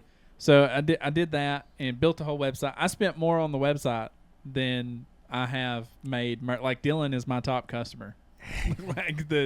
And we had like a good designs too. I had like a bunch of cool designs, hats, shirts, and ordered a bunch of stuff. And now I'm just like stuck with like a ton of stuff. But yeah, Dylan's been my biggest supporter when it comes to, like, he's been my myself and the channel, because he gets 50% of the merch that we do on Thought Process. And then, but yeah, I spent more money. It's hard because I spoke to we just had him on the last episode, Seth Trimble, and he opened up. He left Shallow Side, and wanted to pursue his own thing, and so he's going to school or back to school to get into like, a big like a career, and he's doing like his own gigs, his music and stuff like that. Well, he opened up an apparel shop, and he did the same. He said the same thing. He's like, "I'm my biggest customer." He's like, it's hard. I was like, yeah, I know. And he does really good graphics. He sells like apparel, like graphics that people would wear, and it's just it's just a hard thing to get into, I guess. I didn't know that until without the traffic. Yeah, until I jumped into it. But yeah, I was wondering if it like funneled that into your website, and then it turned into like some leads and stuff like that. Because I am in like the marketing manager here, and I can see like leads like being just like you get like some traction that goes into some leads and turns into sales and stuff like that. But obviously it's not my website that's doing that. It's Yoder's and all that. But I could see like how like traffic's generated and turned into stuff, because we've had like we got Cody to run out here and do a video on TikTok, and it got like over 100,000 views, turned into a bunch of sales. And then we got Randall to like slide in, like he's a bigger guy, and he slid down like one of the play sets, and it got like 80,000 views on TikTok, and it turned in like I think we sold a play set off that. But like I can see how like you can match up the algorithm to the sales, because we funnel all that into like everything like you kind of do. Yeah, it's strange. Like you hear that can work, but until you see it work for you, Yeah. you're kind of skeptical. But yeah, totally. Everybody is. Like I'll go, because like not door to door kind of salesman, but like I'll go and like offer marketing to people, and like Velocity is one of those companies that Dylan's working for. I like offered them marketing, and they don't see like, I was like, hey, I can help you reach a broader audience in Coleman and get you some like sales and stuff like that. But it's very hard. Like if you've never done it or seen it happen, it's super hard to commit, like to get that broader audience and push your limits and put it like some money behind it and stuff like that. It's very hard to do. And I understand that part, but I've also seen like what you can do when you're like searching for that broader audience. And a lot of people think marketing is just posted on like Facebook, but most of the time when you post like a Facebook status, you don't even reach your followers or anything like that. So they've made it to where you have to like highlight or do like, everyone or something like that to even reach the followers that you already have, because they want you to reach that broader audience. They want you to put, some sort of payment behind it so you can reach that broader audience and market it, like actually market it. So, and it's hard to explain that to people that are skeptical about it, and they're like, I don't know, man. I'm posting on Facebook. It's getting 5 likes, 2 or 3, 4 or 5 likes, and it's doing something. And so, but yeah, it's crazy. I mean, like they say, it only takes one video to really take off, and for us to jump from 50 monthly listeners to almost 1,000 just overnight. Yeah, I mean that is. And those streams on those songs, we make money off of that. Not a lot, like hardly anything. But, those people listen to music. They share it with their friends. They subscribe to your channels. They broader reach. Yeah. Show up to your shows, buy your merch, all that good stuff. So. And speaking of like random videos that like pop off, I know he's about to close her down, but we're gonna throw in our last sponsor. No, not yet. We'll do that last. But me and Dylan were just sitting here talking on a podcast, just me and him, swapping back and forth. Yeah, and we was talking about like flat rate, like being on flat rate when you're technician. Yeah, you're a technician, because I used to work with Dylan, and I got put on flat rate with Dylan, and it's a very hard thing to do, and I learned the hard way that it was a very hard thing to do, and I wasn't very experienced when I jumped into it, and I paid the price for it. Like went 2 paychecks without, like $0 because I couldn't finish the job, and then seen the job on the 3rd paycheck that came up. So I did get paid for those jobs just 3 weeks down the road. But I posted that clip. It's just from a clip from the podcast. And I posted it on TikTok, and it blew up. It's got like 60 to 80,000 views. Wow. And there's people like just dogging me.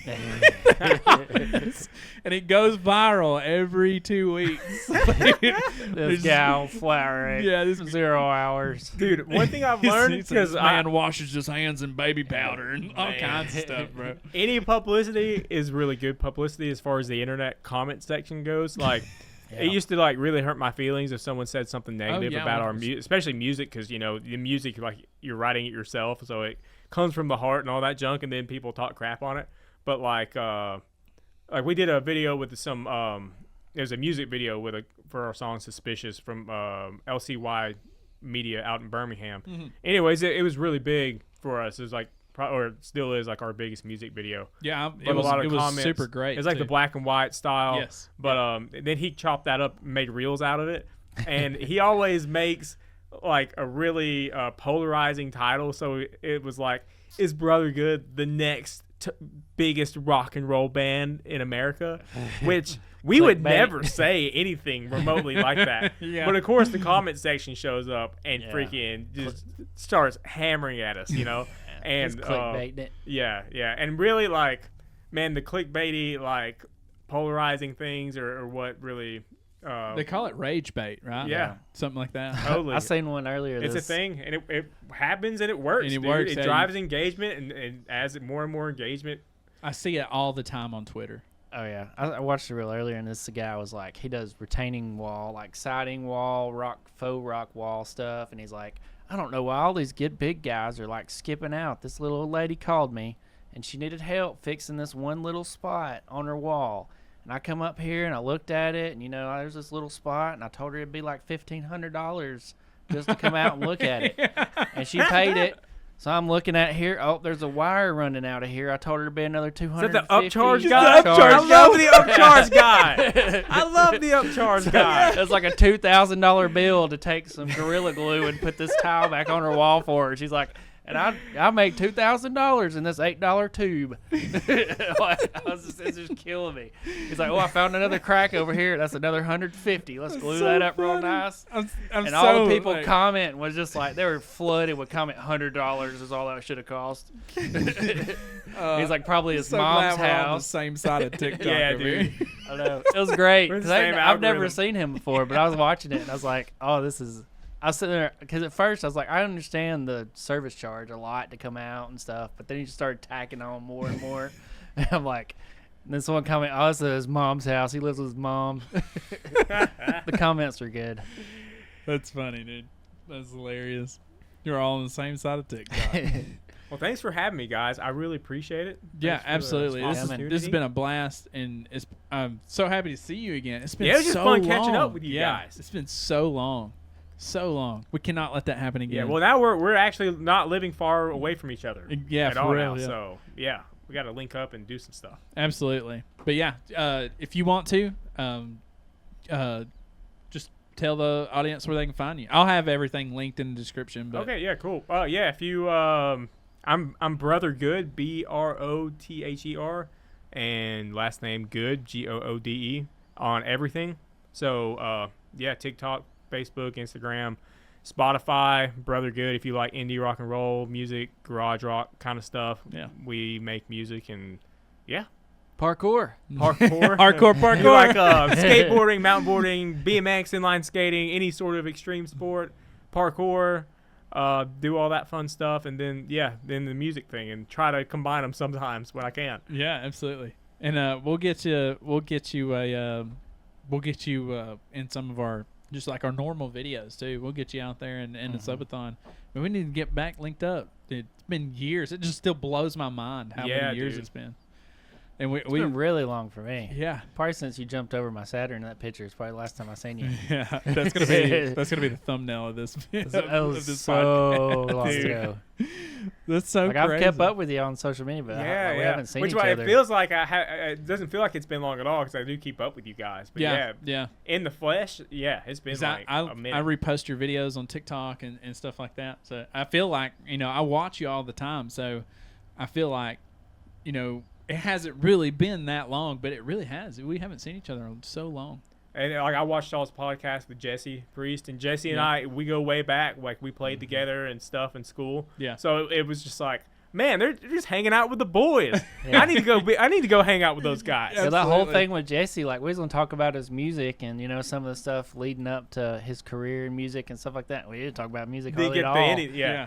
His It Rock wa- the South debut, but that's it. I mean, it was just like a little. rest of it's little just piece. chatting. Yeah, we were just like Ford catching- Bronco and Yeah, because we grew up, around Jesse too. Like we were all like in the same neighborhood, so it was such a weird, catching up with Jesse. Because I've always kept up with Jesse. I see him, all the time, but we don't get to sit down and talk. yeah, we don't ever get to like sit down and talk like this. So that's why we really got together, me and Shawn, because we kind of got apart there for a while, and we're like, we haven't done nothing in a minute. We Yeah. just need to get together. So it was like, we'll do a podcast, and then we could sit together and talk all the time. So, we yeah, can catch back up. If you guys, We'll get to see each other each week. if you guys, anybody listening right now, if I can give you any kind of like advice on what you do, if your friends are like, if you guys are, friends and you're drifting, and you want to be close friends again, start a podcast together.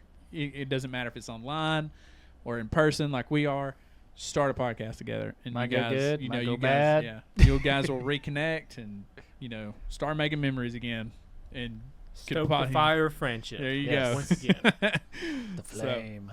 And then ever since, like I said, me and Dylan hadn't talked in a while, and ever since we've reconnected and got the, it wasn't for like a long time, but Just jumping in between. Since we've gotten together and like we have a scheduled podcast together, now we're coming up with like a business opportunity with the YouTube channel and trying to push that and getting on like schedules and stuff. So it's very good to get your friends together and put your heads together and run ideas off each other and stuff, because you never know, you could build some sort of empire out of it or something. The next big hit on TikTok.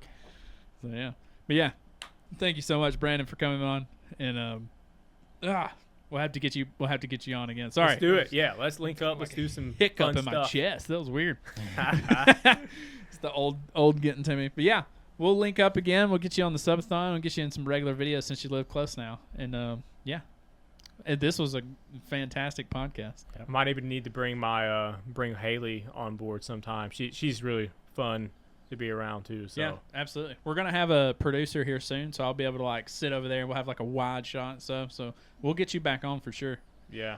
We got a few episodes that we don't have any guests for. So we don't have any episodes. We have a couple dates that we know we're gonna record that day, but we don't have anybody scheduled. People. So we'll hit you up and see if you want to hop back on again. We'll talk some more. Yeah, dude, it's so cool. Like all the homies like trying to create content, and we're all kind of doing similar things in different ways. Yeah. Like, but ultimately, we're just trying to reach a wider audience with whatever it is we're up to. Yeah. So it's cool to be in the same room as other people doing that, because I feel like on TikTok, there's a lot of people doing that, but just in day to day, you don't meet those people that often. So we've got a bunch of ideas. And we'll talk off camera and stuff, but we got like a ton of ideas me and Dylan do, and we might be able to incorporate you in some of those ideas. So, but we'll hit you up and see where it goes. Thank you for watching another episode of Thought Process. I'm your host Shawn, our guest Brandon, and Dylan, our co-host, and we will see you guys in the next one. Peace. And thanks to our final sponsor. Oh crap.